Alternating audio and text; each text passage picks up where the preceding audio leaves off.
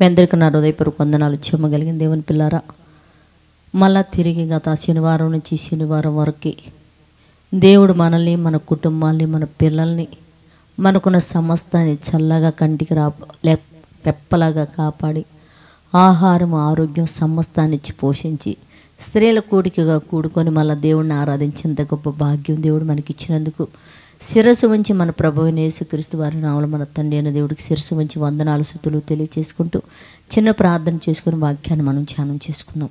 పరిశుద్ధుడా, జీవమగలిగిన మా పరలోకపు తండ్రి, నాయనాని కృప కలిగిన నామానికి వందనాలు తండ్రి.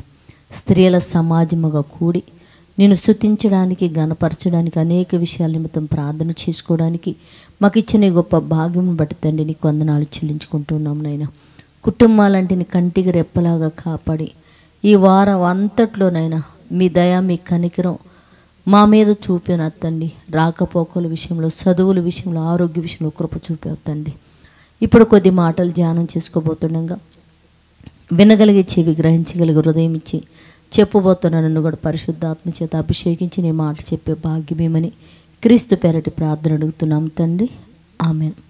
జీవమగలిగిన దేవుని పిల్లారా, ఇవాళ మనం ఏం చేశామంటే శనివారం అనేక విషయాల నిమిత్తం ప్రార్థన చేయడానికి ఒక సంఘముగా, సమాజముగా మనం ఏం చేసామంటే పైన స్లాబ్ వేసుకొని చుట్టూ గాళ్ళు కట్టుకొని దేవుణ్ణి ఇక్కడ స్తుతిస్తున్నాము, గణపరుస్తున్నాం, మహింపరుస్తున్నాం. ఈ చుట్టూ గోళ్ళు కానీ పైన స్లాబ్ కానీ ఎందుకంటే మనకు చల్లటి వాన రాకుండా, ఎండ తగలకుండా మనం వేసుకున్నాం. కానీ దేవుడు కూడా దేవుడు బైబిల్లో ఒక శరీరాన్ని గురించి చెప్తున్నాడు. ఏంటి ఆలయము, ఒక ఆలయాన్ని గురించి చెప్తున్నాడు. ఏంటి ఆలయం అని మనం చూడగలిగితే దేవుని పిల్లరా, 1 కొరింథీ పత్రిక 6వ అధ్యాయము 19వ వచనంలో ఒక మాట రాయబడింది. దేవుని పిల్లరా, మీ దేహము దేవుని వలన మీకు అనుగ్రహింపబడి మీలో ఉన్న పరిశుద్ధాత్మక ఆలయమై ఉన్నది. అంటే మనందరం ఇక్కడ కూర్చొని దేవుని ఆరాధించాలని ఈ ఆలయంలో కూర్చున్నాం. ఆలయాలైన మనందరము ఈ ఆలయంలో కూర్చున్నాం. గుర్తుపెట్టుకోవాలి. ఆలయాలైన అంటే దేవునికి ఆలయాలుగా ఎలా మారాము అంటే పరిశుద్ధాత్మ మనలో ఉండి మనము దేవునికి ఆలయాలుగా మారి ఆలయాలందరం కలిసి ఆలయంలో కూర్చొని దేవుణ్ణి ఆరాధిస్తున్నాం. ఇక్కడ ఏం చెప్తున్నాడంటే మీరు ఏమండి మీ దేహము దేవుని వలన మీకు అనుగ్రహింపబడి మీలో ఉన్న పరిశుద్ధాత్మక ఆలయమై ఉన్నదని మీరు ఎరుగరా? మీరు మీ సొత్తు కారు, నిలువబెట్టి కొనబడిన వారు గనుక మీ దేహముతో దేవుని మహిమపరచండి అన్నాడు. అంటే మనకిచ్చిన ఈ దేహాన్ని పరిశుద్ధాత్మక ఆలయముగా మార్చి పరిశుద్ధాత్మ చేత నింపుకొని పరిశుద్ధాత్మ ద్వారా అంటే దేవుని అంటే మనం మహిమపరచాలంటే దేవుని పిల్లరా, అంటే ఈ దేహాన్ని దేవునికి ఆలయముగా మార్చాలా? మన కోరికలు తీర్చుకోవడానికి దీన్ని మలుచుకోకూడదు అంటాం. దేవునికి ఆలయముగా మార్చాలంట. ఎందుకు? మీరు మీ సొత్తు కాదు, దేవుడు మీకు అనుగ్రహించాడు ఈ శరీరాన్ని. క్రీస్తు తన రక్తం పెట్టి మిమ్మల్ని కొన్నాడు కనుక పరిశుద్ధాత్మను మీలో నింపుకొని అంటే తేజస్సును మీలో నింపుకొని దీన్ని మీరు ఆలయముగా దేవునికి మార్చి దేవుని మహిమపరచండి అని చెప్తున్నాడు. ఇంతకీ ఈ శరీరాన్ని దేవునికి ఆలయముగా మార్చి ఈ శరీరం ద్వారా దేవుని మహిమపరిస్తే ఏంటి మనకు లాభము, ప్రయోజనం ఏంటి అయ్యా అనని మనము మన కోరికలన్నీ చంపుకొని మన ఇష్టాలని చంపుకొని మనమంట ఇది పరిశుద్ధాత్మక ఆలయముగా మార్చి దేవుణ్ణి అంట మహిమపరిస్తే ఏంటయ్యా నాకు లాభము, నాకేంటి ప్రయోజనమయ్యా అనని మనం దేవుణ్ణి అడిగితే దేవుడు ఒక మంచి మాట చెప్తున్నాడు. దేవుని పిల్లారా, ఏంటి అది అని మనం చూడగలిగితే దేవుని పిల్లారా, మత్తయి సువార్తలోకి వెళ్ళి ఒక్కసారిగా మనం చూడగలిగితే మత్తయి సువార్త 24వ అధ్యాయము 30వ వచనంలో ఒక మాట రాయబడింది. దేవుని పిల్లారా, ఏంటి? అప్పుడు మనుష్య కుమారుడు ఏమైనా సూచన ఆకాశమందు కనబడును. అంటే యేసుక్రీస్తు వారు సూచన అంటే రెండో రాకడను గురించి మాట్లాడుతూ యేసుక్రీస్తు వారు సూచన ఆకాశమందు మీకు కనపడును. అప్పుడు మనుష్య కుమారుడు ప్రభావముతోను మహామహిమతోనూ ఆకాశ మేఘారూఢుడై వచ్చుట చూచి భూమి మీద ఉన్న సకల గోత్రాలు వారు రొమ్ము కొట్టుకుందురు. మరియు ఆయన గొప్ప బోరతోనూ దాని దూతలను పంపి వారు ఆకాశం యొక్క ఈ చివరి నుండి ఆ చివరి వరకు నలుదిక్కుల నుండి ఆయన ఏర్పరచుకున్న వారిని పోగు చేయును అని రాయబడింది. దేవుని పిల్లలంటే దేవుని కోసం ఎవరైతే తన శరీరాన్ని ఆలయముగా మార్చి పరిశుద్ధాత్మతో నింపుకొని దేవుని మహిమపరుస్తుంటారో వాళ్ళనంట నలుదిక్కుల నుంచి అంట దేవదూతలంట పోగు చేస్తారంట. దేవుడి పిల్లారు ఎక్కడికి? అసలు ఎందుకు పోగు చేస్తారు? అసలు పోగు చేయాల్సిన అవసరం ఏంటి? యేసుక్రీస్తు వారు వీళ్ళందరినీ పోగు చేసుకొని ఇంతకీ ఏం చేస్తాడు అని చూడగలిగితే దేవుని పిల్లరా, మనం ఒక్కసారి పాత నిబంధన గ్రంథంలోకి ఇప్పుడు గొర్రెల కాపడు ఉన్నాడు.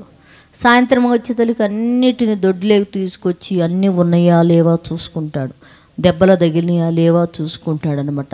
ఎందుకు అంత జాగ్రత్త తీసుకుంటాడంటే వాటిని కొనుక్కొని ఒక ఏర్పాటు కోసం దాన్ని పెట్టుకున్నాడు, వాటిని ఒక లాభం కోసం పెట్టుకున్నాడు వాటిని. కనుక వాటికి ఒక దొడ్డి కట్టి వాటికి ఎలాంటి ప్రమాదం లేకుండా ఏమైనా గాయాలు పడ్డాయా, ముళ్ళు ఏమన్నా గుచ్చుకున్నాయా, అసలు గొర్రెలన్నీ ఇంతకి దొడ్డికి వచ్చినాయా లేవని జాగ్రత్త కలిగి ఉన్నాడు. ఎందుకు? పగలంతా శ్రమపడి తన ప్రాణాన్ని ప్రాణంగా పెట్టి వాటిని చక్కగా కాసుకొని సాయంత్రం వచ్చి తల్లికి దొడ్డికి తీసుకొచ్చాడు.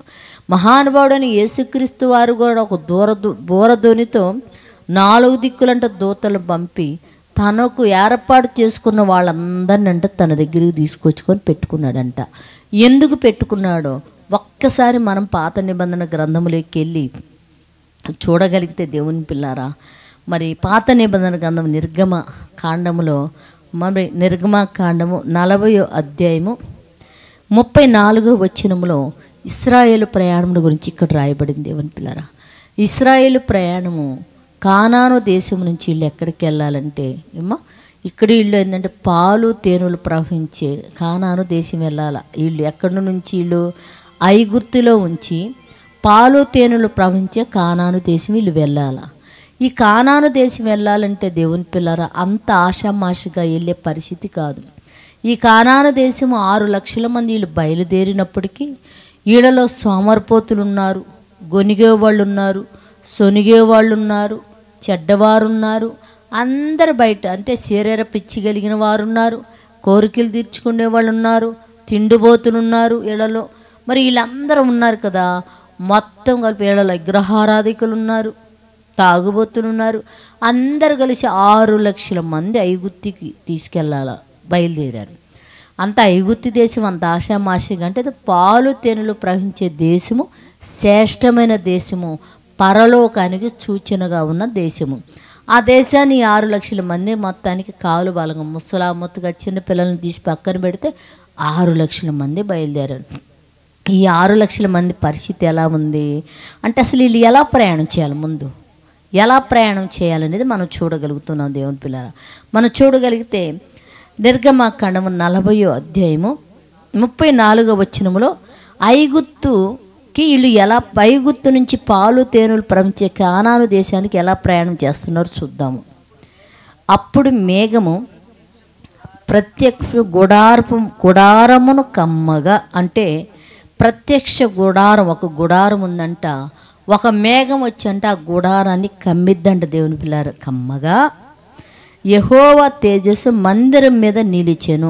యెహోవా యొక్క తేజంట ఆ మేఘం వచ్చి ఆ గుడారం మీద నిలవగంట యెహోవా తేజస్సు మందిరం మీద యెహోవా తేజస్సు మందిరము నింపెను. ఆ మేఘము మందిరం మీద నిలుచుట చేత మందిరము యెహోవా తేజస్సుతో నిండిన గనుక మోషే ప్రత్యక్షపు గుడారములోనికి వెళ్ళలేకుండెను. ఆ మేఘము మందిరం మీద నుండి పైకి వెళ్ళినప్పుడల్లా ఇశ్రాయేలు ప్రయాణమైపోయారు. అంటే ఆ మందిరం మీద కంటే ఆ మేఘం వచ్చినప్పుడంట ఆ మేఘం తర్వాత యెహోవా మహిమ దాని మీద నిలబడిద్దంట. తిరిగి ఆ మహిమ మేఘం కలిసి పైకి వెళ్ళి అది ముందు నడుస్తుంటే ఇశ్రాయేలు ప్రయాణం కొనసాగిద్దంట దేవుని పిల్లరా. అలా కొనసాగుతూ పగలేమో మేఘస్తంభముగా, రాత్రి అగ్నిస్తంభంగా ఇశ్రాయేలు ప్రయాణం కొనసాగుతూ ఎక్కడికి వెళ్ళైతే ఆ మేఘం ఆగిపోయిద్దో అక్కడ గుడారాలు వేసుకొని వాళ్ళు నివాసం చేయాలి. తిరిగి మళ్ళీ వాళ్ళ కొంతకాలం తర్వాత ఆ మేఘం మళ్ళా వచ్చి ఇశ్రాయేలు మందిరం మీద నిలబడాలా, ఆ తర్వాత దేవుని మహిమ దాంతో నింపబడాలా. అవి రెండు కలిపి మళ్ళీ ఆకాశంలో ఎక్కిలినప్పుడు మళ్ళా వాళ్ళ ప్రయాణం స్టార్ట్ అవుతుంది. ఈ రీతిగా ఇశ్రాయేలు ప్రయాణం ఐగుప్తుకి స్టార్ట్ అయ్యి బయలుదేరి వెళ్ళిపోయింది. ఈ వెళ్ళిపోయే టైంలో దేవుని పిల్లారా, నీళ్ళు లేవని కొంతమంది, చేపలు లేవని కొంతమంది, ఇదిగో మాకు కీరకాయలు లేవు కొంతమంది, దోసకాయలు లేవని కొంతమంది, విగ్రహారాధన చేసి కొంతమంది, వ్యభిచారం చేసి కొంతమంది, ఇలా ఎంతోమంది చనిపోయినప్పటికీ అందరి మధ్యలో రాలిపోతే దేవుని పిల్లరా వెళ్ళగలిగిన వారు యెహోషువ, కాలేము, అలాగనే ఇశ్రాయేలు సంతానమైన చిన్న పిల్లలు మాత్రమే పాలు తేనెలు ప్రవహించే ఇశ్రాయేలు ఆ దేశానికి వెళ్ళటం అనేది జరిగింది. అంటే తత్తిమా వారందరూ కూడా దోమన రాలిపోయినట్టు కూడా మనం చూడగలుగుతున్నాం. అంటే వారి ప్రయాణం గురించి చెప్తున్నాను. అలాగనే ఒకసారి మళ్ళా మనము మత్తయి సువార్తలోకి వచ్చి మనం ధ్యానం చేసుకుంటే ఈ మత్తయి సువార్తలో మనకి ఏం చెప్తున్నాడంటే దేవుని పిల్లారా, యేసుక్రీస్తు మేఘారూఢుడై వచ్చినప్పుడు, అంటే యేసుక్రీస్తు ఎక్కడికి వస్తాడంట, మేఘారూఢుడై రెండో రాకడికి వచ్చినప్పుడంట తన భూమి మీద ఉన్న వాళ్ళందరంట సకల గోత్రముల వాళ్ళు రొమ్ము కొట్టుకుంటారంట. ఎందుకు? ఎప్పుడు ఎవరైతే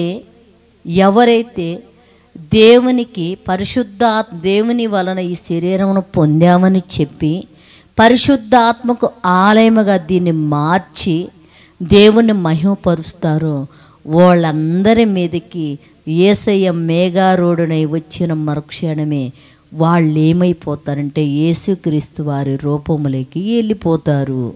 వాళ్ళందరూ తేజస్సుతో నింపబడతారు. దేవుని పిల్లారా, సకల దూతలంట నలుగు దిక్కుల పోగు చేసి ఈ తేజస్సుతో ఎలుగుతున్న వారందరిని కూడా ఎక్కడికి తీసుకొస్తారు? యేసయ్య ఎదుటికి తీసుకొస్తారు. తీసుకొచ్చినప్పుడు తత్తిమా వాళ్ళందరూ చూసి ఏం చేస్తారంట, రొమ్ము కొట్టుకుంటారంట, ఏడుస్తారంట. ఎందుకు అంత ఏడుస్తున్నారంటే, అయ్యో ఈ శరీరాన్ని దేవునికి ఆలయముగా మార్చలేకపోయామే, ఈ శరీరంతో దేవుని మనం మహింపరచలేకపోయామే, ఈ శరీరంలో పరిశుద్ధాత్మను మనం ఉంచుకోలేకపోయామే, దీనిని ఈ ఆలయమును యేసు యొక్క తేజస్తో మనం నింపుకోలేకపోయామని వాళ్ళు గుండెలు కొట్టుకొని ఏడుస్తారంట దేవుని పేర. అయితే ఎవరైతే తన శరీరాన్ని దేవునికి ఆలయముగా మార్చి పరిశుద్ధాత్మతో నింపుకున్న వారై దేవుని మహిమపరుస్తారో, ఎప్పుడైతే యేసయ్య రెండో రాకడలో మేఘారూఢుడై వచ్చినప్పుడు ఆయనతో కలిసి ఆయన దూతలతో కలిసి వీళ్ళందరూ కూడా ఎక్కడికి వెళ్తారంటే మేఘాల మీద ఎత్తబడిన వారై పరలోకానికి వెళ్ళిపోతారు.